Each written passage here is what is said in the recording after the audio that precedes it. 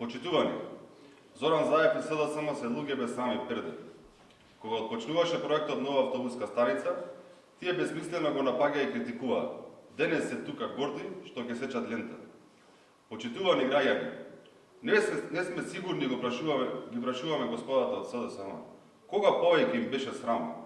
Тогаш кога критикуваа дека ќе се прави нова автобуска станица за Охриѓани, или денес кога се нацртани сите дојден да се сликаат и да сечат лента, заборавајќи на се она што го говореа против проектот.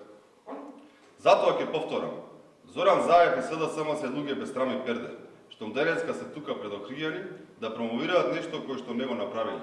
Новата автобуска станица е проект на ВМРО ДПМН, кој отпочна изминативе години и на кој особено сме горди како партија, бидејќи Охриѓани го заслужуваат и упатуваме честитки до граѓаните. Почитувани, денес најверојатно пак ќе чуеме од Зоран Заев дека овој уште еден проект кој ги приближува Охриѓани кон европското семејство. Проект кој патем го плука и критикува. Но морам да споменам неколку работи. Да, Охриѓани заслужуваат да бидат дел од европското семејство, но не со урбана мафија која царува низ целиот град, секогаш кога СДСМ е на власт и целиот град наликува на една огромна дивоградба.